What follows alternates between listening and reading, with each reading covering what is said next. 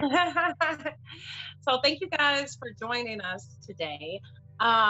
Just want to check in. How are you doing, Mayra? I know we had talked about it a little bit. You said that you were doing okay given our current situation. Yeah, as good as anyone can be. I think it's just been a lot of changes within such a short amount of time, and trying to be as proactive as possible. Just personally with my family, and then also with all of the clients, with all the staff, worried about safety, worry about payment for people. Like it's just a lot to hold. Yeah, Um, but we're getting through it. yeah. I feel that way too. How about you, Brittany? How are you holding up? I mean, I'm an introvert, so I'm kind of loving being in the house a lot more. But I'm doing the best I can, just staying connected to like a lot of my family and friends that still have to really be out in the community and really staying connected with even my coworkers and even the people that I work with as well to make sure they're getting what they need to. That's good. I have a couple friends who are introverts that are loving this right now. They're like, I can work from home. I hate people. And I think I'm kind of like an introvert extrovert. Like I really like having time by myself. And when I want to move, I want to be able to move. I don't like being told what I can and cannot do. So that's the story I tell. Today, our topic is mental health and wellness in the midst of the coronavirus, and how do we take care of ourselves. Um, and Brandi Grayson, I am the CEO and founder of Urban Triage, which is a nonprofit organization in Madison, Wisconsin, centered and grounded in the idea and motto and motto of for the people by the people. So all of our work is rooted in providing leadership development and personal change development, and providing space and opportunity for people to take on leadership positions within our organization as well as in our community. And our work is solely centered around Black people.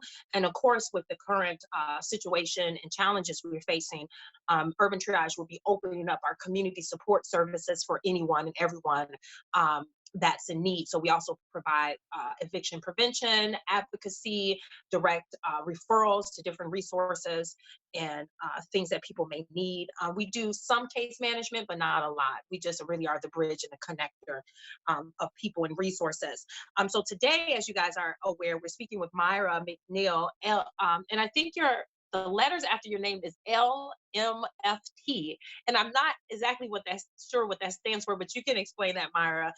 She's the executive director of Anesis Center for Marriage and Family Therapy. All my children go to Mayra therapy. Everybody that I come in contact with, I refer to your organization for assistance and support.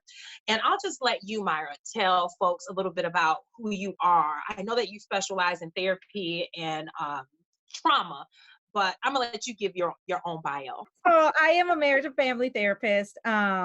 Yep, we specialize in mental health services at Anesis. We do some case management also, but really more geared around mental health issues for clients, because we know that when people have mental health issues, that it just overflows into housing issues, employment issues, and so on and so Yep. on. I can't even remember the whole question. You want me to tell you a little bit about the work that we do at Anesis, or Yeah, a little bit of your bio.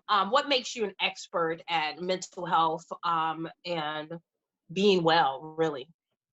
Yeah. So I would say I went into the field specifically after working in the school district for a little bit here in MMSD, and seeing some of the issues that just were a lot bigger than school, right? Like how can kids learn, or how can parents engage the school when there's so many other issues?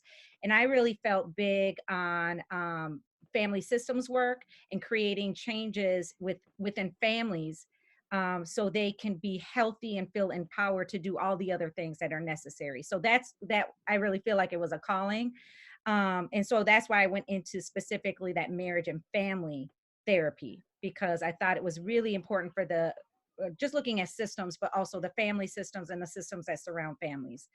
Um, And then I think from there, when I started my own private practice, things have just really grown. Can you hear me okay?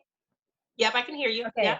Things have just really grown. I always say this saying, and I think people have heard it before, but when you're not invited to the table, for leadership and things like that, you have to create your own table. And Amen. yeah, when you create your own table, you get to invite all your friends, right? And so all your sisters and all your folks, so Yeah. I would say that's the way I would explain it, Mm, Anesis, and that there's space at the table, mm. and there's space for the community that we serve, and there's a space for the staff that work there, that specialize in the different systems work that we do in mental health services. I could go on and on about that, but Yeah. we'll stop there. Yeah, yeah. Well, thank you for sharing. And I just want to be a cheerleader for your organization and your company because you guys live that. You really do live that, creating a space. There hasn't been one time that I've reached out to you or someone in your organization that you haven't figured it out for us. How do we get someone therapy who doesn't have insurance? How do we meet folks' needs who are having, different issues, whether it's them losing their children or divorce or psychological mental challenges. You've always been right there, ready and able. And having Urban Triage, having access to your organization with a direct access referral has been amazing. You've helped so many of our participants and clients. So I just want to say kudos to y'all, walking the walk and talking the talk. Creating the table and inviting people to sit at the table is a real thing. And it's really much so needed. And I think part of the mental wellness discussion needs to include that, because I know that me in Madison, being someone who um, is from Madison, born and raised here, went to middle school, went to elementary school, high school, and UW-Madison, and got my degree, is that it's really hard to show up and want to be a part of the community work and change if you're not part of certain areas. So it took me a while to figure out how to make my own table and to create my own niche and gap, but I did. Amen to that. So I Amen. totally, amen, hear what you're saying. And so a part of this conversation is, how do we be well during this time? What are some tools, suggestions, or ideas, or what are some, and not and, and what are some tools, ideas, and skills or things that you would suggest for our listeners? And what are some things that are showing up for your clients and people that you work with as a consequence of existing in this challenging time right now? And Um, Brittany, feel free to jump in anytime, please. Yeah. Brittany works for, first of all, let me back up. Sorry about that. Let me back up, Mayra, and let Brittany introduce herself. I just got you sitting over there like you ain't important, right? Like, so Brittany, do me a favor real quick and give us a quick bio of you and what you do and why you're part of the conversation. So I am a psychotherapist at Anesis Therapy, and my degree is different from Mayra's. I actually got my master's in social work, and Okay. so I'm currently an in training therapist. And so Mayra invited me to this forum, which I'm very excited about and was very honored about that as well. And so my background, I work with a lot of youth.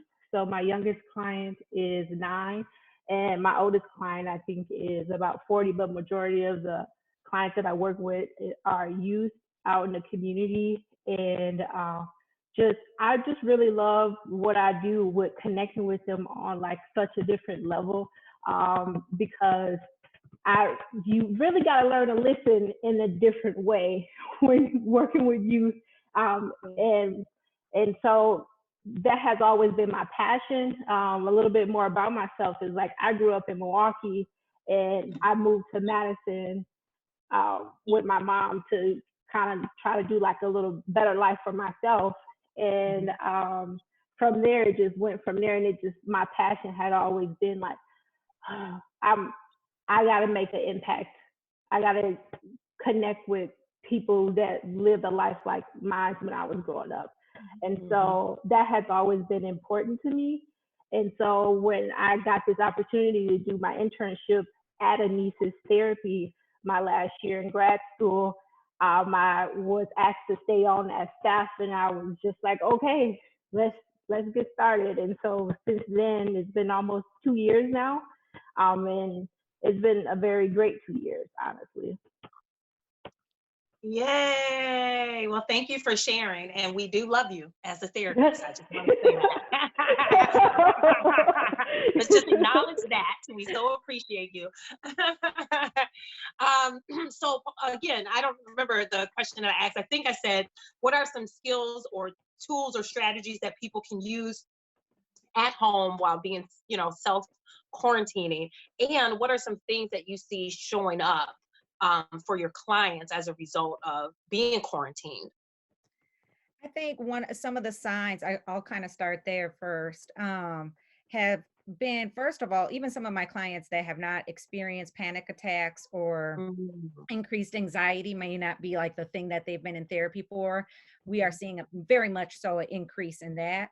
And I think we need to just use some language around that is like very normal to feel worried and to feel anxious about what's going on, because nobody knows, every day things are changing.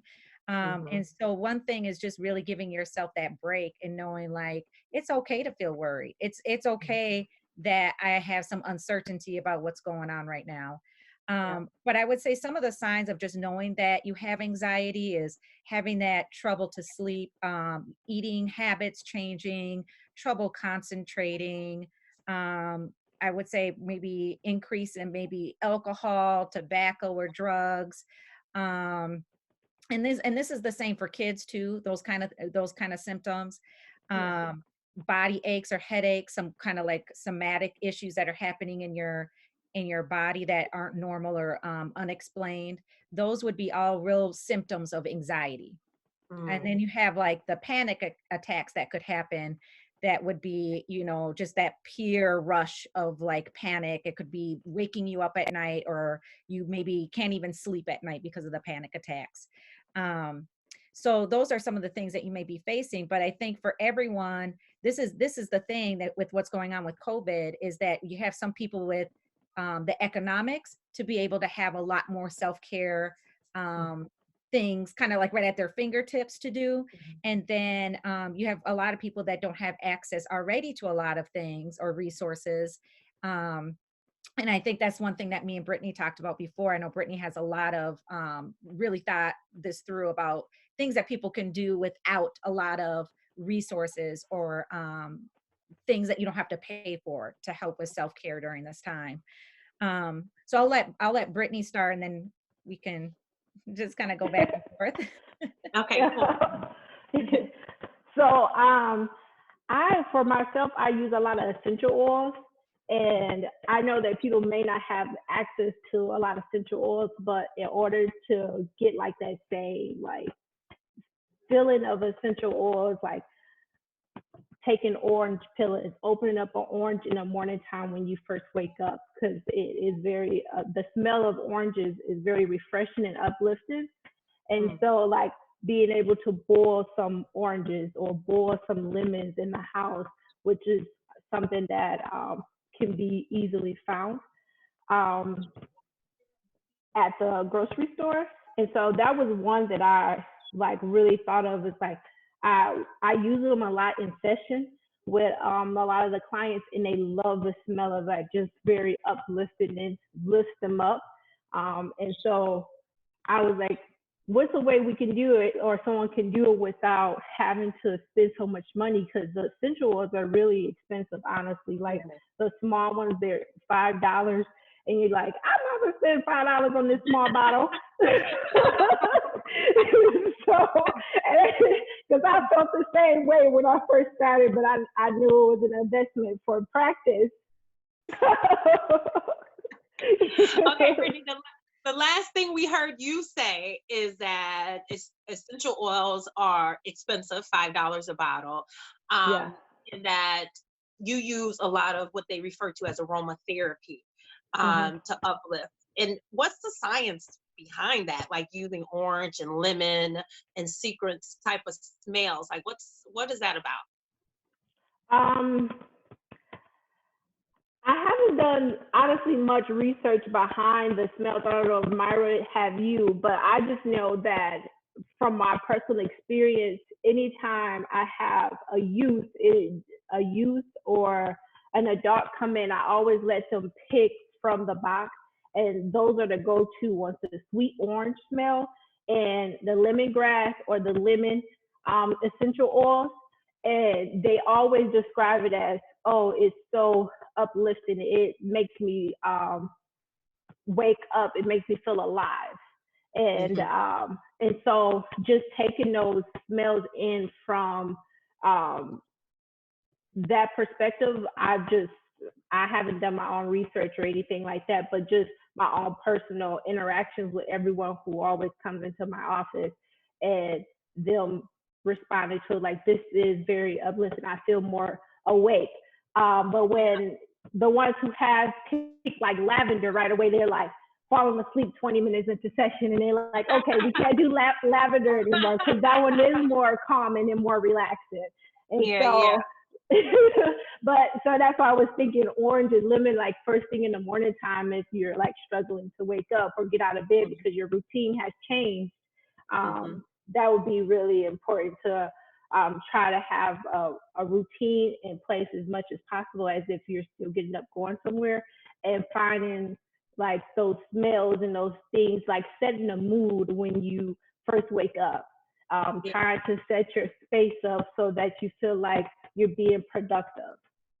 Yeah, and energy work is not something that I per se specialize in, but we did have someone from essential oil company come and actually do tests on a lot of the staff, and we got test results back saying, you know, what areas are kind of like chakras might be kind of like hung up, and what oils actually speak to that and open those areas up. So it could be, you know, so depending on if you've had, you know, past trauma, if you've smoked tobacco, there's usually certain things that come up in that test. If there have been things around sexuality, there might be things. So it is its own whole world. It really is. And it is something that we do have a book, which I don't have with me because I'm not in the office, but we do have like a book on essential oils that talks about those different areas and what kind of opens up those chakras and just that energy, so it can just kind of have that positive energy flow within yourself. Yeah. So what I heard you say, Brittany, is, you know, aromatherapy is good to get you like awake and up, and also a routine, right? I find that in the morning, my routine has been off because prior to this self-quarantine, I used to wake up around 4:30, take a shower, do my little meditation thing, hit the gym, get home around 7, and I'm ready to start my day. And because I no longer can do that, I'm like not waking up. Like I'm finding myself like sleeping until like 9, 10 o'clock. And then I'm finding myself not being able to sleep at night, kind of tossing and turning, waking up like, oh my God, how many more people are infected? How many more people are dead? How many more people have been caught outside having barbecues and socializing and showing up at parties? How many more people are, you know, not getting the severity of this, you know, like this. So yeah. So anyway, I just wanted to say that. And I think that's a huge self-care tip also, is giving ourselves a break from the news, right? Like because I had to do that myself. And I think that's a huge thing that we have to do for ourselves, for our kids, just for everyone, is, you know, first of all, if you are looking at things, find something that's factual and accurate. And then, because that's another thing I think that's really worrying people, is that there's so much different information around the virus. And then there's some things that they just don't know yet, you know? And so there is that new information that's coming out, but giving yourself a break. Like, okay, if I'm going to look at some COVID news, when am I going to do it? Maybe I'm not going to do it before I go to bed. Maybe I'm going to do it at a certain time. I'm going to give myself 1 hour about updates. And then from there, I'm going to shut it down.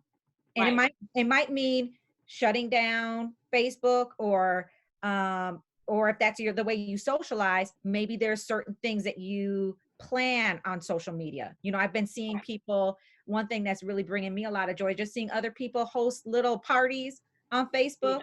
and they're coming Yeah. together and they're showing Yeah. that. I just, I wasn't even invited to the party, but you know what? It was a joy to watch other people having a social media party. So, find things like that that's going to be positive for yourself. If you are going to be a lot on social media, make it meaningful. Yeah. Find something that brings you joy in that. Yeah. Move your body. You got to find Yeah. ways to move your body. Yeah. Oh my God, that is so important. I had went to this workshop, like transformative movements. It was so much fun. It was like between yoga and hip hop and just, just free form movement. And we don't give enough credit to movement, body movement, and moving our bodies in ways that are not I don't know, governed or policed by constructs. We feel like if we can't move a certain way or dance a certain way, or we don't have rhythm in a certain way, then we shouldn't be dancing. But it's so liberating to like allow yourself to exist and be however you want to be, turning on the music and just going. And sometimes we laugh at people when we see it on Facebook, but it really is healing. And especially when you have a house for the children, because that's also a part of the conversation. Like, not only are we're quarantined and can't go anywhere, we're now stuck in a house with our children 24/7, right? And we love our kids and we're stuck in the house, right? And they're bored and they're looking at you and they eating up all your food and mom this, mom that. Like, so how do you suggest too that parents and other family members and family partners balance this, like self-care, like you gave the tip around aromatherapy, setting a routine, turning off Facebook or limiting Facebook, limiting your news around COVID-19, being gentle with yourself is what I heard you say too. Be okay with worrying. And if you have anxiety or feel like you're having a panic attack, breathe through that. That is also normal because of the time of uncertainty. And what would you add to that list regarding like what parents should be doing? What are your suggestions to stay safe? I think one thing that I've been saying a lot to parents is we first have to deal with ourselves, our own anxiety, really be attuned with ourselves and our own emotions. And then we need to turn around and have those conversations with our kids. Because for myself, I'll just give myself as an example. I have kids ages 7 to 17 at home.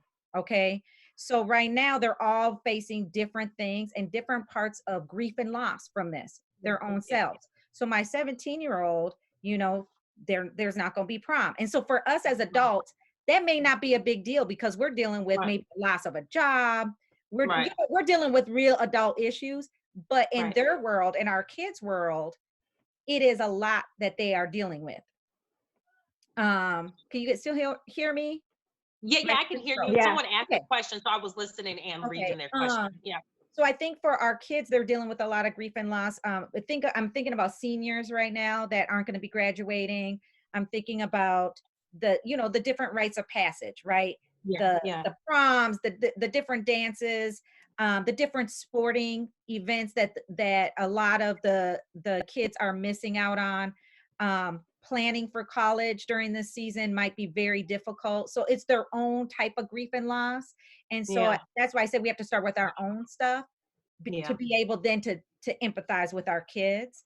And then when you're looking at the smaller kids, about just like their cognitive abilities to be able to understand and grasp what's really going on. Like, why can't I go here? Why can't I see my friend?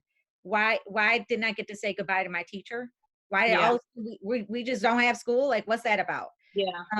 I don't get a birthday party. These are the things like you have to think about it from an age, if a kid is 4, like how are they really comprehending this? And so I think taking the time to really talk to our kids and empathize and know that they're going through stuff too. Yeah. And that's so true. You want to add anything to that, Brittany?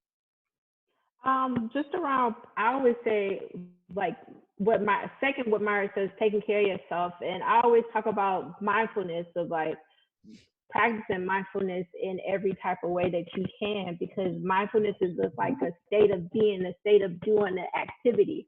And so when you wake up, when you do have kids, you can't always have every 5 minutes to yourself or a whole hour to yourself or this time to yourself. So you got to practice that mindfulness at every chance that you get it. So like when you're brushing your teeth, you're really paying attention to brushing your teeth and how it feels like, oh, when I first woke up, yeah, my breath was a little smelly, but now I can smell. It's I can sense, like, I can feel that my teeth are clean. I can smell that my teeth are clean. I can taste that my teeth are clean now. And that's mindfulness in a very simple form. And just practicing that in every way when you're eating breakfast or making breakfast, and taking those time to appreciate those small things that you're able to do. And then the other thing was just to have fun, like that exercise and moving your body that you were talking about, because trauma is carried in our bodies. And so being able to have movement breaks and dance breaks, I always say, like in session, I use Just Dance. And I don't have like a Nintendo Wii or all those game systems, but I just go on YouTube because people record it and y'all just dance as a group with the Just Dance on the internet. And you just find songs online that you can dance to, and it's a free, cheap way to be able to interact with your kids and for yourself if you enjoy dancing too. So I just want to reiterate some of the things that you guys stated. One important thing I heard Mayra state is that we need to start with ourselves. If we're going to be there for our children and be present for them, we have to start with self-care for ourselves. We have to take care of ourselves, be aware of our anxiety, our mindset, what we're thinking, what's happening inside of us, our triggers, because we have to model what it is that we want our children to understand, right? How they need to respond. And we have to empathize for ourselves and extend compassion to ourselves in order to extend and empathize with our children and their griefs and their loss, not having prom. And I also heard you, Brittany, say that being mindful is important. And mindfulness really is just about self-awareness.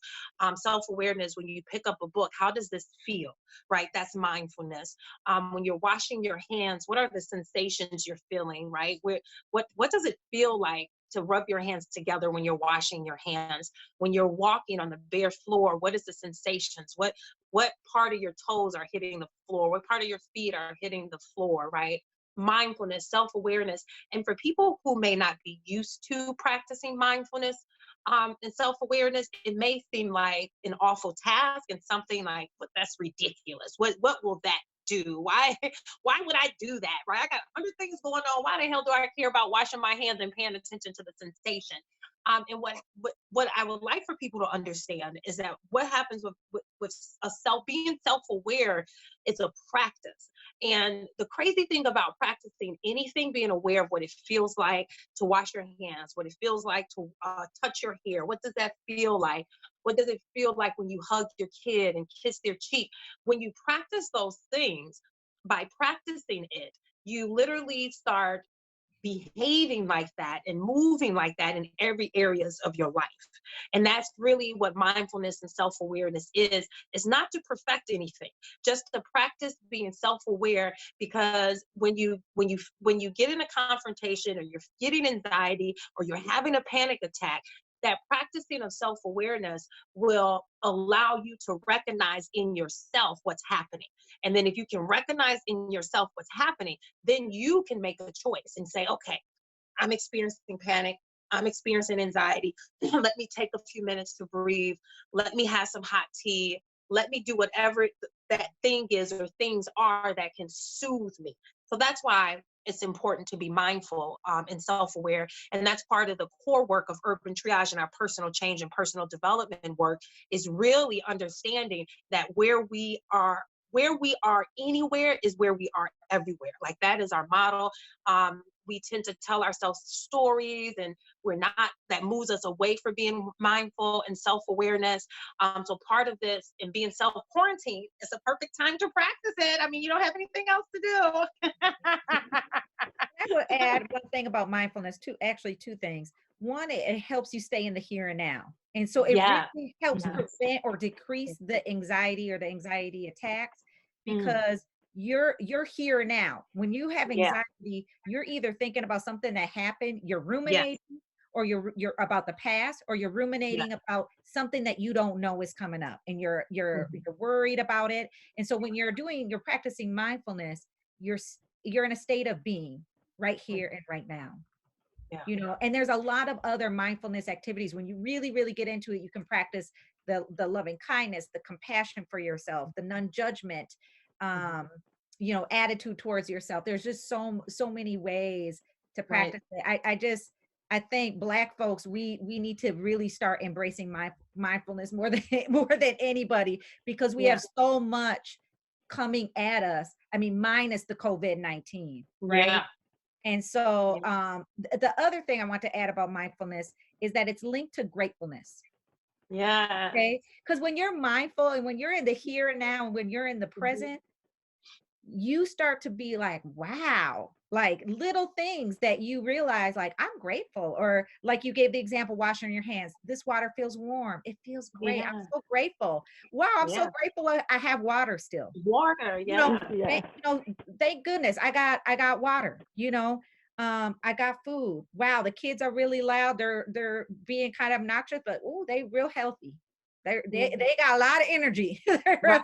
you know, there's like, it is linked to being grateful and Yeah. we know that having gratitude and being grateful, that practice of gratitude actually decrease depression. Yes, it does. Yeah. Right? And these are Yeah. free things. This be having an attitude of gratitude don't cost a thing, Right. right? Amen. But Yeah. it's a self-discipline or practice that we have to implement. Yeah. That's the thing. Yeah. And make it a part of, like Brittany said, part of our routine, right? Waking Yeah. up, recognizing what's happening to your body immediately. What am I feeling? What am I needing? And I also would add, for wellness, is to drink water as soon as you wake up, like 2 Yeah. glasses of water. I like room temperature water myself. I don't like cold water. So I always have like a gallon of water next to my bed in a glass, and then I just pour it and drink it real quick. And then I use the bathroom, then I come back and drink another glass. And then I might take a couple of vitamins. So just setting up routines for yourself. The water gets your organs moving. And the first thing that goes in your stomach in the morning is very important, because you're literally fast all day. I mean, all night when you were sleeping. So the water lets your body know, like, oh, it's time to wake up. Oh, I have, the water, your body's made of 70% of water. It's like, oh, I got what I need. Great. And it's the small things that really helps. And at first, you may not notice the impact of mindfulness and self-awareness, but pretty soon, I'll say a week or so after, you'll be like, wow, I really didn't respond the same way I would have 2 weeks ago, right? Like, oh, I thought about that. I was aware of what was happening inside of me. Oh, that's me being angry. My kid really didn't do that. They dropped a bowl of cereal. That really isn't a big deal, right? I'm just feeling a little anxious and worried about my bills. That helps, with your response, and gives you time to respond versus reacting. Somebody asked a question in a chat: how can we support our youth mental health? I know that we talked a little bit about modeling what it is that we desire to see in our children and our youth, so we can extend empathy and compassion. But what else can we do as parents when we have kids who are, it's hard to self-quarantine kids sometimes when they have emotional and behavior challenges, and the parents have a hard time, like, keeping them on the straight and narrow anyway, but then this adds another level of compounded stress. What are some things that we can offer parents right now? This has been one of my concerns. I was just talking to one of my best friends who's a special education teacher for MMSD, and we were just talking about our concerns about a lot of the kids, and then I would say families, because we know it's not just kids that struggle. Right. It's the whole affects the whole Family. family. Yeah. And how are they doing now that they are home, right? Because also the kids went off of school with no resources, right? Yeah. And I think for the teachers, my understanding, at least from my friend, is that they were planning on giving some resources, and then they didn't have that Monday and Tuesday to then give that out to the students. So I think one, again, it does again start with yourself, your own mental health, having that compassion.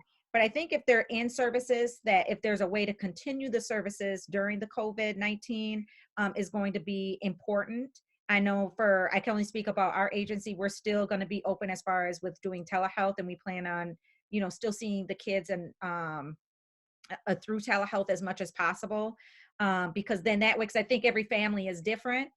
And we can give resources and tips based on what particular mental health issues the kids are dealing with. But I think it's a spectrum, Brandi, too, where it might be, we see some kids that have really severe mental health, and then some that is not as much. So it's kind of a loaded question. But I think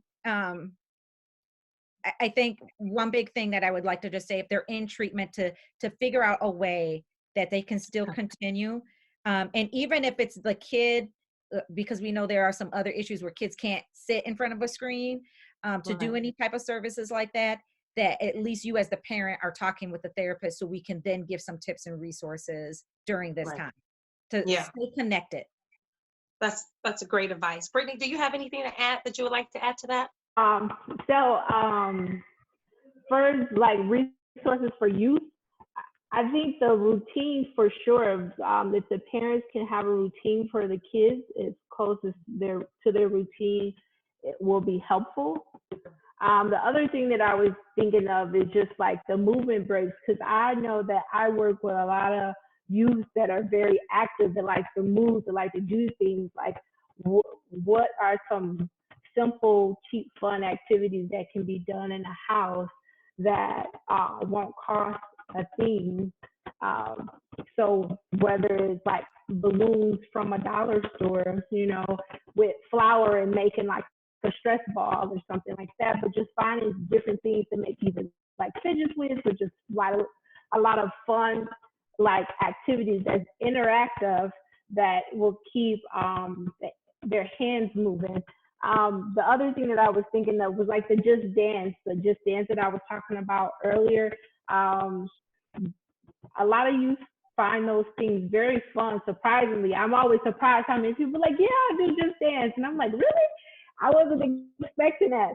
And the other thing is like having them like at this age, like youth always have like love music and making playlists and things like that. Make it in the house playlist of like different upbeat, they always have like they sad playlists, they going out playlists, getting ready playlists, like make it in the house playlist that y'all can put a mixture of different songs into there, and just have them there for y'all to use throughout the day, throughout the few weeks that we'll be in the house for fun. I think those are some great ideas. Go ahead, Mayra. What I was going to say, I think the biggest thing that parents can do is know that you set the tone in your household.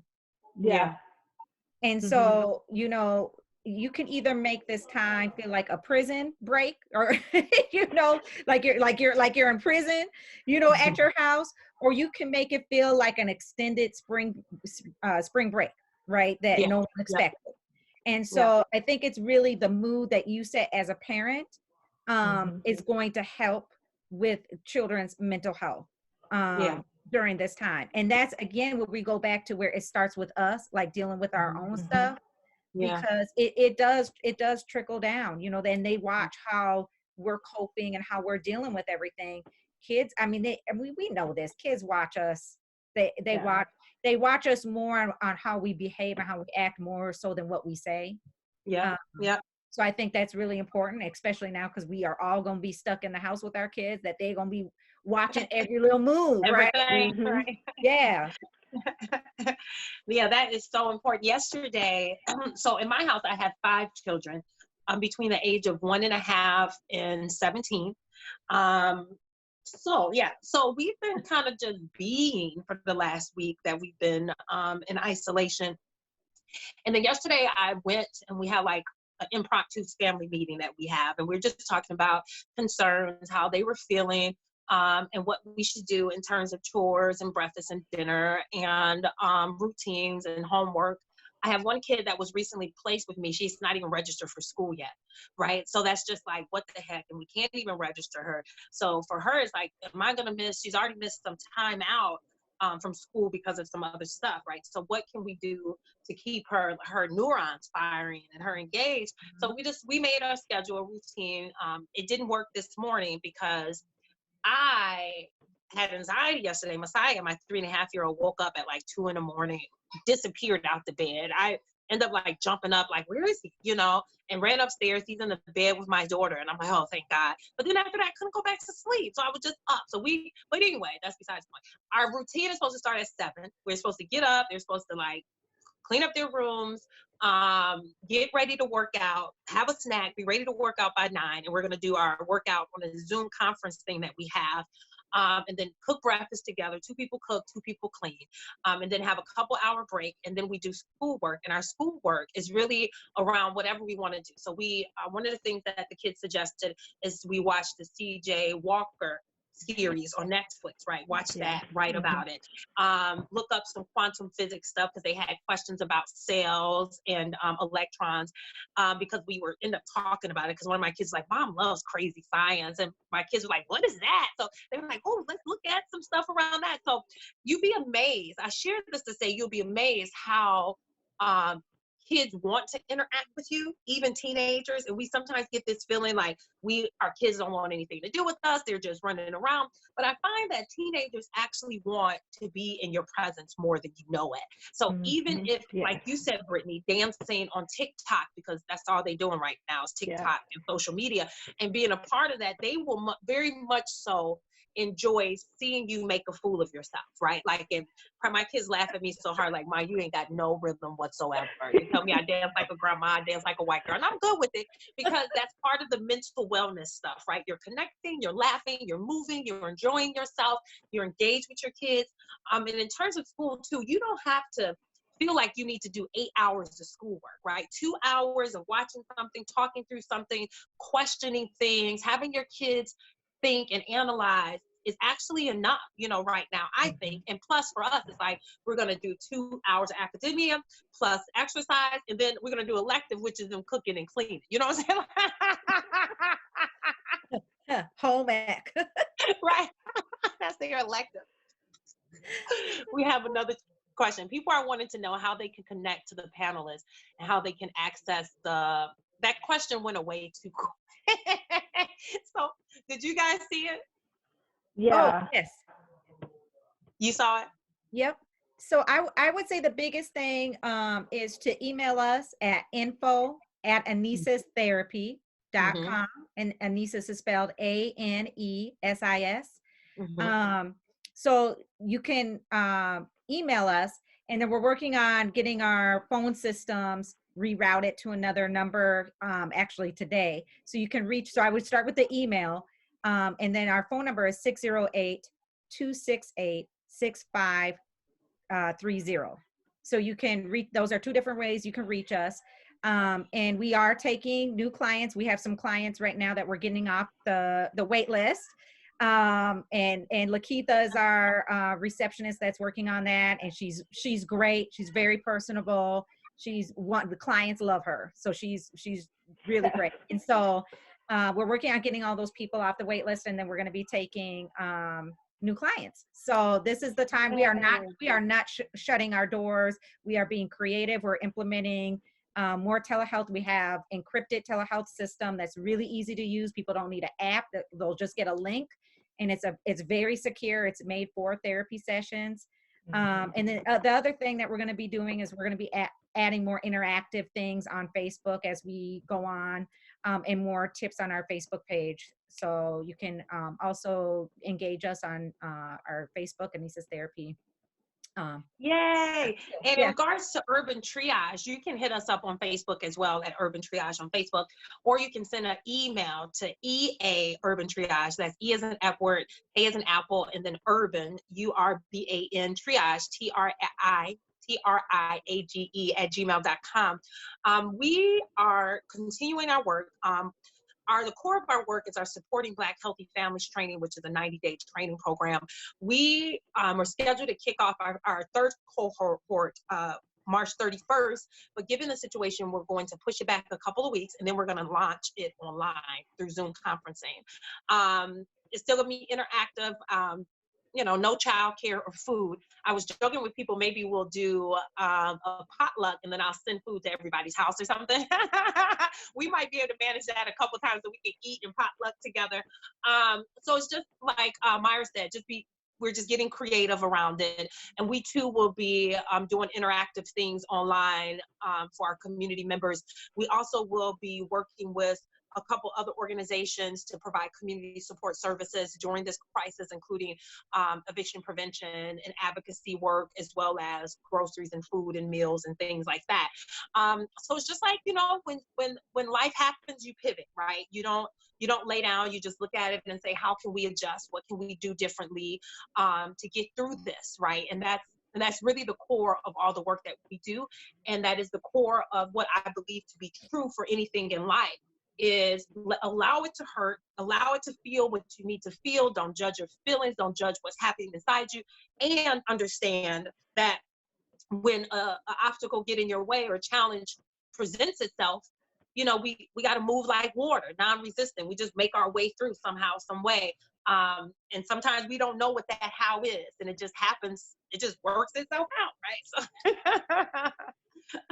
Any last things you guys want to share? Anything that we didn't talk about? Oh, we didn't talk about co-parenting, but I'll let you guys share any thoughts and then we'll go into that real quick for a few minutes. I don't have any other thoughts. I just wanted to thank you for your work and thank you for inviting us. And I'm just so glad that you have your organization, and it's just so needed. It's so needed. I have several community members that have come up to me, clients that have went to your, I think it was like a leadership kind of class or courses that you have, and it's just been beneficial to a lot of people. So I just want to thank you and honor you for the work that you're bringing to our community. Thank you. Yeah, amen to that, because a part of it for me was like, what are we missing? And why do we continue to beg systems and people to do something different, right?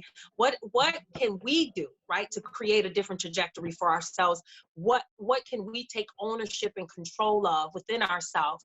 And by very design of doing so, we create a whole different paradigm and reality for ourselves. And like naming things and creating distinctions about what's happening inside of us.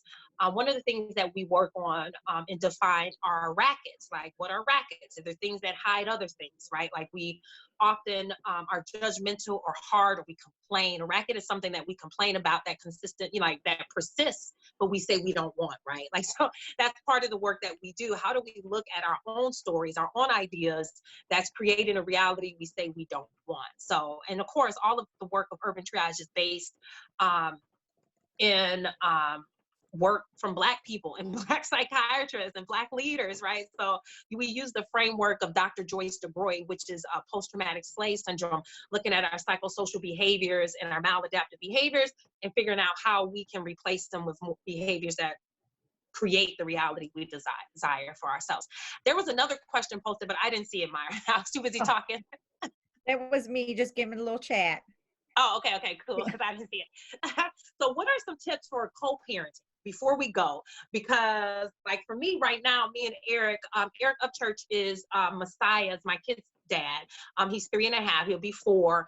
And in our relationship, we've been kind of up and down. We've had some great moments that we both showed up as our best selves, and we've also had some moments together where we both would be like, I can't believe I said that. I can't believe I did that, living out of those rackets and stories that we tell ourselves. But right now, to be completely transparent, because of my own health issues around asthma and respiratory, I can't take the risk of contracting this thing, right? Like I get a little cold or flu and I'm in the hospital for days. So I have a little anxiety around this COVID-19 and my health. But needless to say, me and Eric decided that the best thing for us to do during the self-quarantine was to stay together. So he's in the house with me and Messiah because he lives in a co-op with like 15 people, right? Like, and I'm like, that ain't gonna work. That ain't gonna work. Either we gonna figure out some way for us to do this quarantine together, or you're just gonna have to not see him for a while. And that wasn't feasible for Messiah. He loves his dad. So what are some things that you would suggest that people can do, and how do people work through? It's like all hell's breaking loose, and then you like, I gotta consider this other person, right? Like what would you say? And, I think this goes, every family is different. Yeah.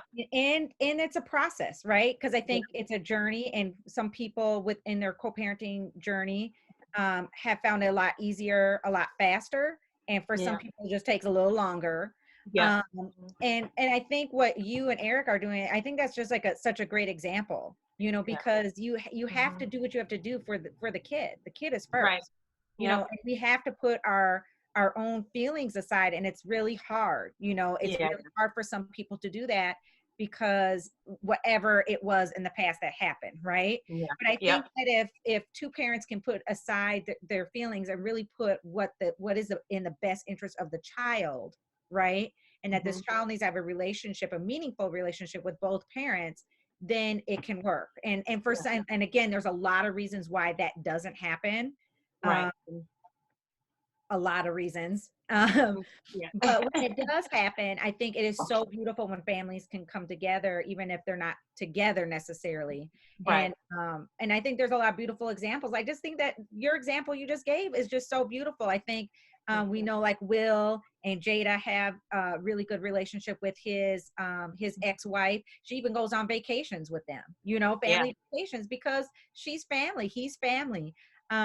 Myself, I have a blended family, and I very much love my husband's ex-wife. I love her. Yeah, I love her.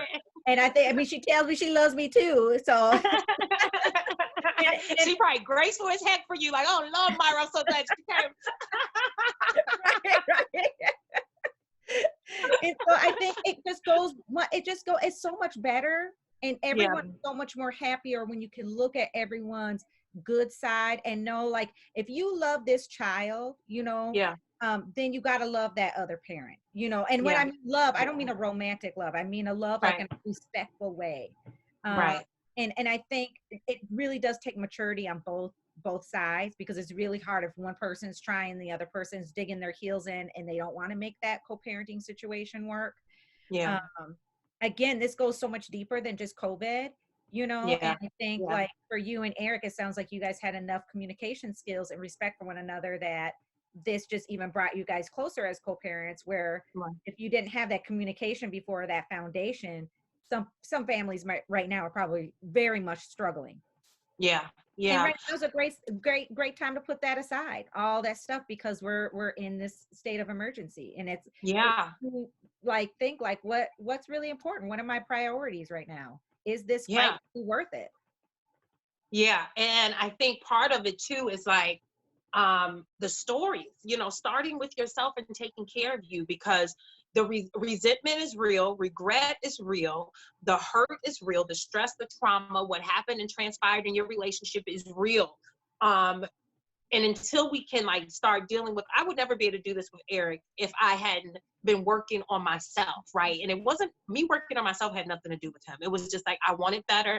In order for me to be the leader I desire to be, and I know that I can be, then I have to walk the walk, right? I have to be that in which I'm ministering and teaching and coaching other people to be.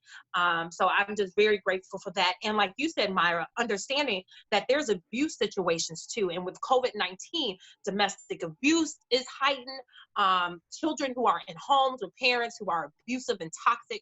Like, what are some things that, what can people do to protect themselves as best as they can in toxic situations, outside of co-parenting, also living and married to and partnering with abusive people? What are some things that people should consider or do, or And I think the topic around abuse is always really, really hard discussions, because you have people are like, well, why don't they just leave? And sometimes it's not safe to leave. And so I can't, when we're talking about tips, again, every situation is different. Right. Right now, the shelters are full, you know. So when you Mhm. talk about someone leaving, it's not that simple, even when there's not a COVID-19.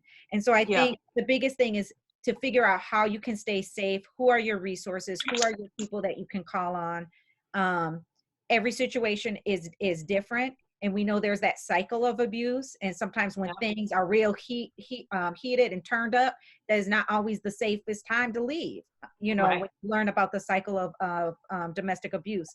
But you know, there's financial reasons why people are stuck in situations that are very toxic, whether it's emotional, physical. And I think that, you know, like I said, we're keeping our doors open. We are a resource. But I think finding those resources, I know I've been seeing some 800 hotlines out for this time, specifically around those issues. I just read an article that child abuse has already increased since the kids have been out of school and in homes. So this is something that we're very aware of. We're very sensitive to.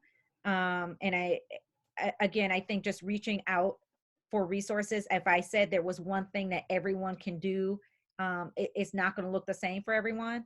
Yeah. So I think finding your resources, finding your people, and then from where you're at, you know, let's help each other get out of Yeah. these situations or make it through. Right. It's a safely. because sometimes, like you said, it's not safe to leave, and you just Right. have to create a safety plan based on what's happening around you and the Yeah. resources.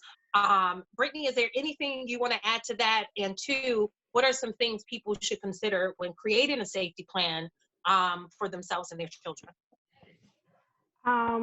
I wouldn't. Myra pretty much covered everything around the like the cycle of abuse. But when creating the safety plan, I think the biggest thing is actually really reflecting on your state of mind and where you're at that time. Because I know if I've met with so many people, and we always want to set these really, really high goals because we want to show the world or someone else that we're doing better than, and we have to be real with ourselves when we're making these safety plans and what we realistic to be able to actually do when you start off with a safety plan. And so I think that's like just the first start when you actually make a safety plan. Is just like SMART goals when you're trying to set goals. Like, what is a real goal that you know you can achieve, and you use that in the sense of when you are making a safety plan, so that you're not saying, I set this and then I didn't make this and I didn't achieve it. So now it recreates that wheel of shame and guilt and all those other things. So that recreates that own cycle of emotional abuse for your own self that you're internalizing as well. And so a lot of it is just like I always say, start from the beginning of like, where are you at? Starting with yourself, where are you at? Is this a realistic plan for yourself? And starting there. Okay, I want to ask you, give us an example of, if this is okay, we're going to take a couple more minutes. I know we've been on this Zoom conference for a long time, but there's just so much. But I want to do two things. One is give me an example of a SMART, safe goal. Let me give you a hypothetical situation. So say if I'm a client and I've been in an abusive marriage for 12 years. I have a 3-year-old, a 12-year-old, and a 15-year-old. My husband works as a construction worker. He's been laid off right now because of the slowdown in construction and the COVID-19. As a result, he comes home, he drinks every day, he picks fights with me every day. I've been doing my best to protect my children and to, keep them in their room. I feed them in their room. I try to go in their room, do little exercise, but we live in a pretty small apartment. We don't have a lot of space. And I've been trying to figure out how to keep me safe and my kids safe. And we don't have any money. I don't have access to a bank account. He wouldn't let me have a debit card. I'm not allowed to work. This is a man that I was madly in love with. And when our relationship began, it was a fairy tale. He treated me like a queen. I felt loved. I felt adored. And now I find myself, we was in agreement that I'd be at-home mom because we felt like that was the best for our children. And now financially I'm stuck. I have no access to anything, and my family lives 2,300 miles away, and they don't have a lot of money. What can I do to protect myself? What would you suggest if I was your client? I think one of the first things, just really trying to lay out where you're at. Like mentally, for me, I'm always trying to assess like where that person is at mentally, because it doesn't matter. Like if we're working with someone, if I'm setting goals for someone and it's not where they're at mentally, it won't go anywhere. So it's like assessing where they're at, and if they're in a space where they're actually preparing or creating a plan or developing a plan that they want to go, because they're preparing to leave, and we all know that process is different for everyone. What is it? The first thing to assess is safety. Like the first thing when social work, we're always assessing for safety. What creating a safety plan, is it safe to leave, and which is the safest way to leave? And so if a safe way to leave involves packing clothes in little bags once a day, in small increments, so you won't notice a big chunk of clothes missing out of the closet one day, but packing in small amounts and storing them somewhere over time, over 2 weeks or 3 weeks of amount of time, that's something that can be worked out, right? Because it's not very time consuming for you to take, okay, I'm gonna take 2 pair of underwear this day, or I'm gonna take a bra this day, and I'm gonna take these things that I don't use quite often, because I know sometimes in abusive relationships, people do monitor what happened to that purple purse that you used to wear all the time. They will notice if your favorite things are missing, or the things that they purchased for you are missing. And so being able to recognize that and use that to say, okay, start off small and with smaller goals. And that's where like a smaller goal that you can set in a timely fashion. And that's where that SMART goal planning can come in at, of like, this is a small goal, like I'm gonna pack 1 pack of socks, or I'm going to, when I go out and I have this small pack of toothpaste that I can use to save, instead of bringing it in the house, I'm going to store it just somewhere else. And it's just like little small goals that you can set. These are the basic things that I need to leave for me, for myself, for my children. And starting off really small like that. That was good. Thank you for that. Anything you want to add, Mayra? No, I would just echo everything that Brittany said, that, just having that plan, even if someone's not ready to go, that the safety plan says, how would you know it is time for you, or that when you do feel that way, what are some things that you're going to do? Do you have someone that you would call? Like just having that plan, that's what that whole safety plan is having that plan. So the client, and when I say a woman, because usually in domestic violence, it usually is women. So if a woman then feels empowered also to know like that she has a choice, she has an option when she feels it's time to go. Yeah, that's good. It's so many, like you said, there's so many factors, situations, and things that, intersections when it comes to people in abusive relationships and where people are mentally and emotionally. And I would just say be gentle with yourself. If you're one of those people, it really isn't your fault. There's a lot of manipulation. And also we just have to, I don't even know. I don't know. I'm not an expert. I know that it's hard. I've been in abusive relationships. I don't know. Something happens, like the abuse like tears you down, like you feel unworthy. You don't have the energy, you're tired, and a small piece of you would just rather die than even deal with it and trying to figure it out, because you're experiencing depression and you don't have friends anymore. You don't have family. You don't have resources. So I just want to say that you're not alone. If you are one of those folks, please consider contacting DAYS. If you're in Madison, Wisconsin, consider contacting Freedom Inc., which is a grassroots organization who also do sexual assault and domestic violence work. Also, feel free to reach out to Anesis. Like she said, they have availability to maybe connect you with a therapist, work through some of the stuff, help you figure out where you at and what you can do to prepare to leave if that's where you're at, right? And there's no judgment, regardless if you're there or not. There's no judgment.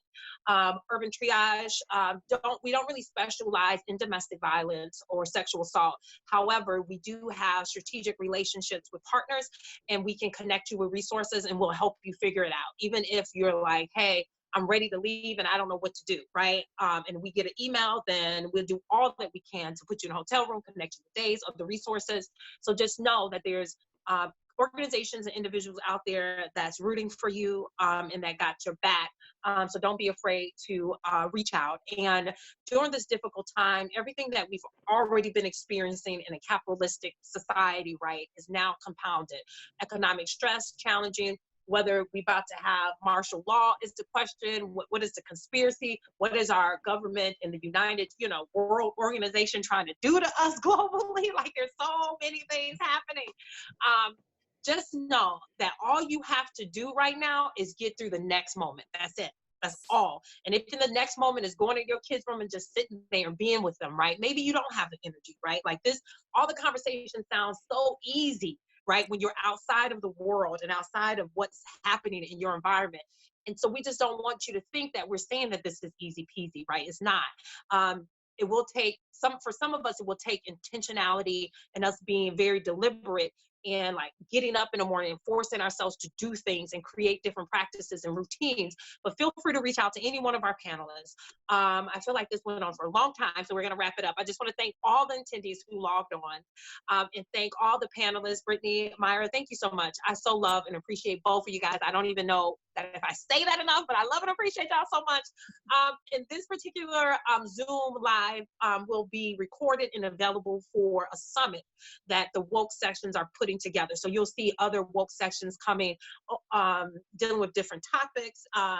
In politics, I don't know that. I'm just here hosting. So I don't know what topic, but look out for that. Pay attention for that. Any last words or anything else you guys would like to share? Just take care of yourself. Yeah. Your mental health is absolutely a priority in all of this, and don't forget about yourself.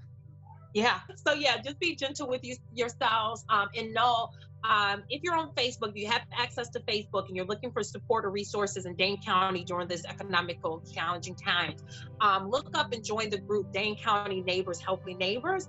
A lot of organizations are in that group. We have about 5,000 people in that group strong, and it's a Facebook group where you can say, hey, I need diapers size 6, and people will bring them.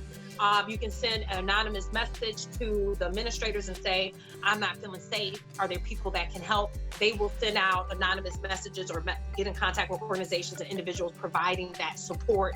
And the Boys and Girls Club United Way just raised about $1 billion to help with financial support.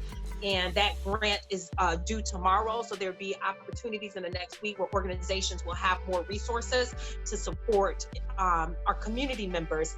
So I say that and I share that to say, no matter what, we're gonna get through this. And Black folks, we've always gotten through it. We 500 years deep of figuring it out and pivoting, right? I mean, that's what we do. So I just want to say that and let y'all know that we love you and we look forward to our next woke sessions. And thank you guys again for showing up. We so appreciate you. Thank you. All right. Bye. Thank you guys. Bye.